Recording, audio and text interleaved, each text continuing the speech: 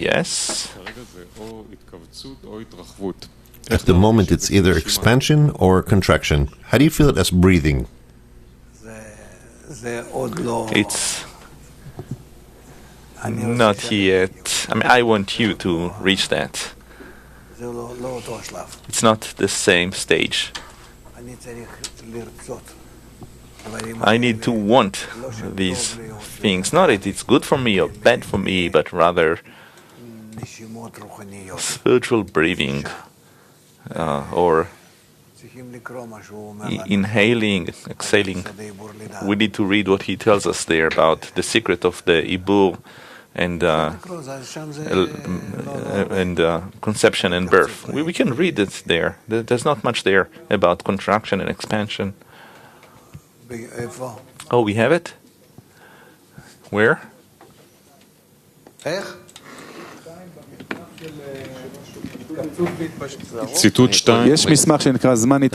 a document called the time of contraction, the time of expansion. It's probably in your drawer there. Excerpt number 2 there. No, I don't see it here.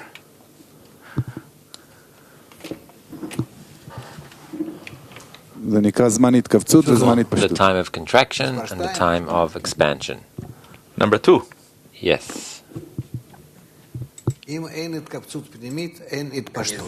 there's no inner contraction, there is no expansion, because one cannot expand by any circumstances more than his boundary. And if so, there is no movement. And the sign of a creature that is qualified for the light of life is that it has the strength to at least perform a contraction for some reason. A contraction. Then the light of life comes and performs an expansion. And a first movement of life is made.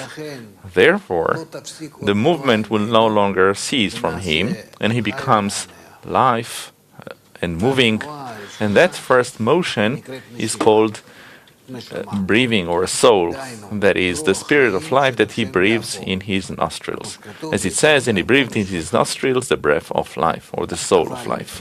However, the still vegetative and animate do not have this power to perform an inner contraction. Well, people who are on that level, they don't have that strength to perform an inner contraction. This is what we talked about today, that I want to kill myself for whatever reason there is. And because it is so, the light of life cannot clothe in them and cause expansion. He has given an inexorable law, an unbreachable law, that without contraction and expansion, the Kli will not be able to expand beyond its boundary. Hence, the still vegetative and animate are sentenced to eternal death. But the speaking is truly fit for life. However, it is born dead. As was said above, that it requires some reason and cause that will act upon it, and at least so that it will at least make the first contraction.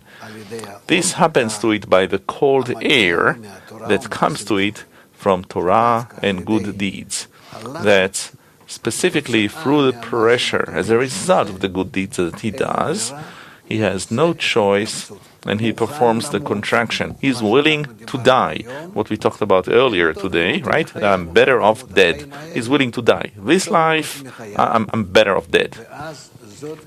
Then, this is the first contraction. Okay? You'll soon feel how everything comes together and brings us to breathe, or brings us to a soul. Okay? Do you want to read it again, or what?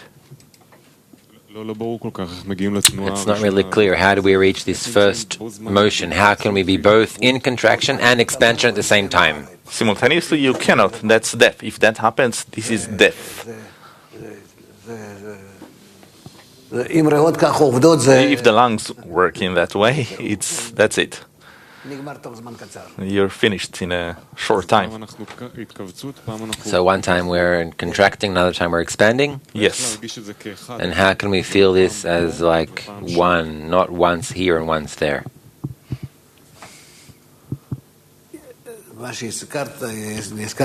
What you reminded me is that if the lungs work in such a way, then the only remedy, the only cure is to limit your breathing, like just to breathe a little bit forcefully. Then a person can heal from such work of the lungs. So, to our business, it's also the same, that we need to pay attention to the expansion and contraction. How much are we doing it for the sake of the expansion? Are you listening? Yes. By that, we are performing a greater contraction. As much as our contraction is entirely for the sake of expansion, it is considered that we are contracting ourselves. And by that, we're giving room to the upper light to appear. Yes. What do you bring to the general 10 and what do you take from it? I bring it inspiration, impression from the general Kli, that we are willing to die and perform actions only for the sake of the external Kli. Just like each and every cell in the body, it has to work only for the sake of the body. What kind of inspiration do you bring to it? Inspiration from the force of bestowal and love, the upper purpose that dwells outside of my 10. It's also in my 10 that I wanted to dwell, but it's a different kind. It's according to the measure of the 10, whereas outside of the 10, it's to a higher power, with a greater quality. There I truly begin to feel the Creator, who is dwelling also in my 10, but it's on the expense of the fact that we come out of our contraction into an external expansion. Where do you bring this inspiration to her from? To the general Kli? Yes. Because we want to contract. This desire to contract it brings this inspiration? The desire to contract for the sake of the general Kli, this is what we bring to the entire 10. You will feel it. It's hard to talk about it now, still, but you will see how it works. As we talked about that I'm better off dead and all of these things, it will all fall into place. What does it mean, I'm willing to die? You are with this question again. You were in it before. Well, I'm willing to die. It means that I, in this life as I am right now, in this quality as I am right now, I feel myself as worse than death.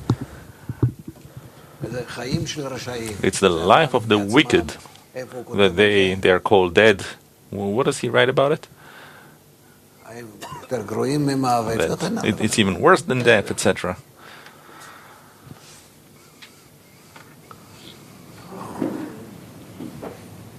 Okay, yes. לגבי חוקי ההתקשרות